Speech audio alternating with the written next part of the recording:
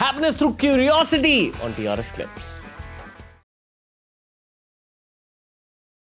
Because of Monkey, I figured how this creator ecosystem works from a very kind of X-ray standpoint about where the next bag of money is going towards, what the next trends are. There's so much money for female content creators to make, but for some reason, there's very few female content creators who do YouTube full-time. There are a few, but there's a much larger vacuum than there are female content creators. Basically, the demand is much larger than the supply. True. And I've had the same conversation with so many of my women Instagram content creator friends who are trying to figure out what to do next. I've told all of them that, dude, start a podcast, make women's oriented content, because right now, BeerBiceps is having to talk about PCOS and women's issues and all that. So I don't know why we've not really seen this women's content creator thing take off in the country, especially on YouTube. On Instagram, to a large degree, it has. But in my eyes, YouTube is truly new age media. Do you agree with me? Yes, and I think there is a reason why we have less female content creators on YouTube. That is because Indian society by default is structured and designed to suppress females in our society. And you won't believe this. I studied in this college called Pimpri-Chinchwad College of Engineering. There, the most ambitious girl wanted a 7 lakhs package, and her life was scheduled in such a way that she was to get married in the next 2 years. So, and that's when I started speaking to a lot of them as to why do they feel like they have to get married? Why don't they think big? And turns out they've always been told that this is exactly what you're supposed to do in life. It's like when we got brainwashed for IIT, do you remember? You are also an engineer, right? So when we were in 11th and 12th, we were told that if you don't make it to the IIT, life will be messed up.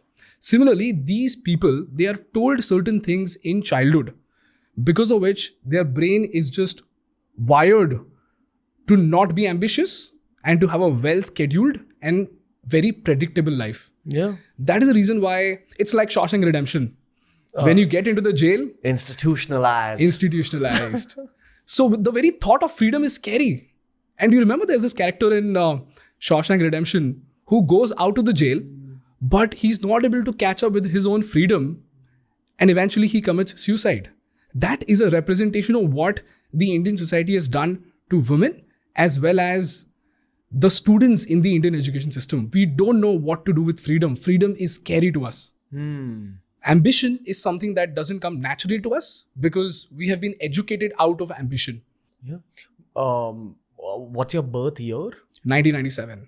Okay. So you're actually on the border between millennial and Gen Z. Yes. I think with a lot of Gen Zs, at least with ambition, I see a lot of them really sorted out in terms of really lofty ambitions.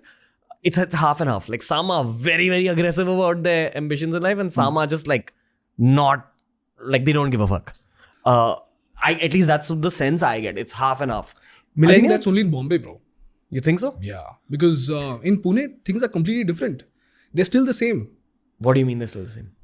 No ambition, very structured thinking about what to do in life. They don't have the audacity to stand up to their parents and speak their mind out. So over here in Bombay, I see a lot of people who are extremely ambitious, who have the audacity to say no to a lot of things, who have the audacity to try out new things. Also because there are a lot of opportunities over here. But in Pune and in tier 3, tier 4 cities of India, that's not the case. Okay. So maybe the tier 2, tier 3 cities are probably where tier 1 was in 2013. I would say 1990. 1990? Yeah. That far back? Yeah. There's that much of a gap, you think? Yeah, because the only thing that they know is government jobs. Are you talking about people our age, like 93 to 90? Yes, okay, yes. Okay.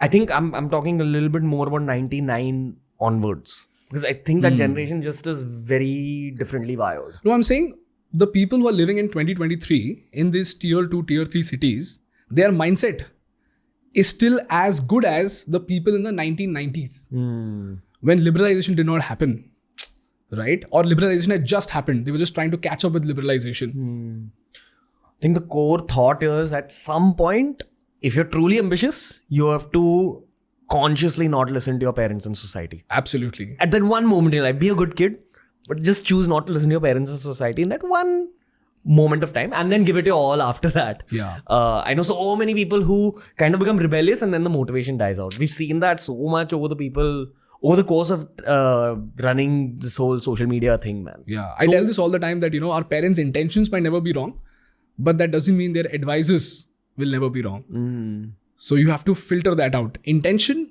and advice, they're two different things. Let's come back to that whole girl guy thing. First of all, we're two guys, so I'm sure there is some thing that you and me are not taking into consideration just due to the fact that we're men. Yeah. So there's maybe some level of empathy we're not understanding, but here's still one attempt. Completely agree with you in terms of, I feel girls and guys are brought up differently in Indian society, whether it's Gen Z or millennials. True. Girls and guys are just treated differently by society. Correct. So it leads Indian girls to, one, not be ambitious, unfortunately, because I think the ambition is like washed out of them by like societal conditioning. Confidence is killed. And When confidence goes away, you're left with what? Because anyways, you have to try and do a lot of things in order to figure out where you want to be in life. Let's take our example. Did you know that you'll be here 5 years back? No, right? I remember your story. You wanted to start a fitness company, but then you started YouTube as an instrument of marketing the fitness company. my biggest dream was that I wanted 3 gyms in Bombay. That was Okay. my ultimate career. Yeah. And thank God I didn't chase that. But anyway, go on. But then how did you get here? You got here because you tried a lot of things, you failed in a lot of things, and there were less people to put you down. But when it comes to girls, because confidence is killed, you are afraid to try.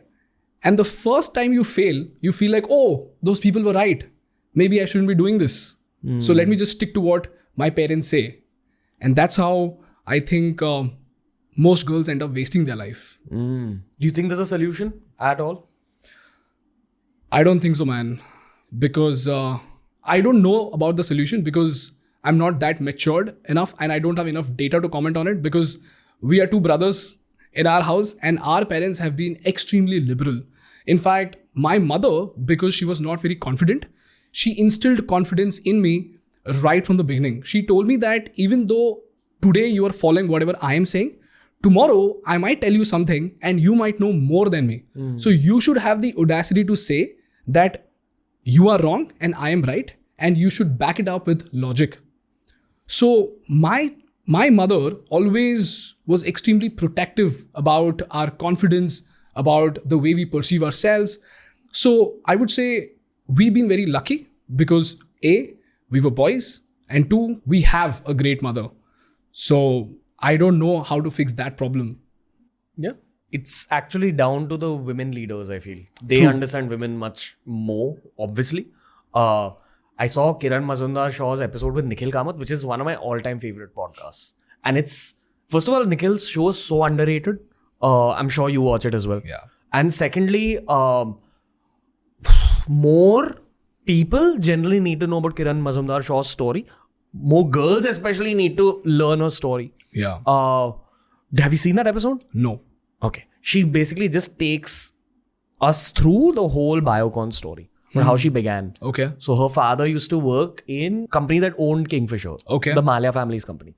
So she thought that, okay, I kind of might get some support in this industry. So she went to Australia to do a beer brewing course. Okay. Enjoyed it. And that's why she learned her first bits of chemistry.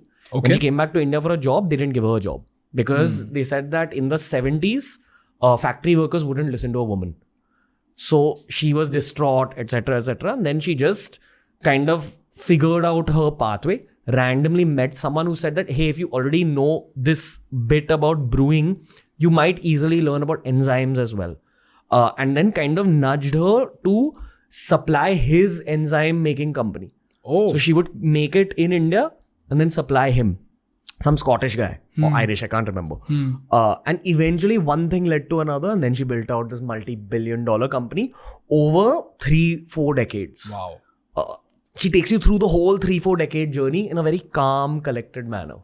My thought is, why don't we see more Kiran Mazumdar shows? And she came out in the 70s and 80s, which is Yeah, like, it's just crazy to think. And we're talking about not having female content creators in 2023. Yeah. So I'm just not able to wrap my head around this problem. I remember entrepreneurs being on TRS and talking about how this was in 2020, that only 4% or 5% of women above the age of 22 are a part of the workforce in India. Yeah. 7 to 8%, I guess. Maybe now it's 7 to 8%. Yeah. But I remember it being some very tiny Very small number. Back in 2020. Kunal Shah said this. Yeah. There have been other people also. Like we've had even Radhika Gupta say something similar. But like I just don't get this problem. And the thing is, if women don't join the workforce in India, it doesn't benefit our GDP. We're in your territory. You're talking about geopolitics. You have anything to say about this? No, bro. I think whatever you said is true. I think security of women in the country also plays a very important role. Do you know Captain Raghu Raman? Yeah. He's been at the podcast, right? Yeah. So Raghu sir told me a story back then, and that taught us a lot about why women are not encouraged to go to work. So if a girl from a village makes it to Bombay and she's raped, that's a message to all the girls living in the village that if you go out there to work, this is what will happen to you. As a result, it by default results into girls staying in the village and not going to big cities. So what he says is that every time a rape happens, it is directly hampering the economy of the country. Most people just look at it as a social issue, but he says it is also an economic issue because you're putting out an anecdote to not let women enter the workforce, to not enter those places where prosperity actually exists. So you're cutting off opportunities, which is directly hampering the economy of the country. What's the long-term solution? Make place safer for women. Okay. I'll have to ask the politicians how. Because I don't have an idea about administrating a state or a country, man. Yeah, it's a very complex issue, bro. You have to understand the psychology of the people who actually do things that are just ridiculous to be able to find a solution. And I don't think you and I have the data set for that because we've been fortunate enough to not be in those kind of surroundings. So if you enjoyed this video, subscribe to TRS Clips for more.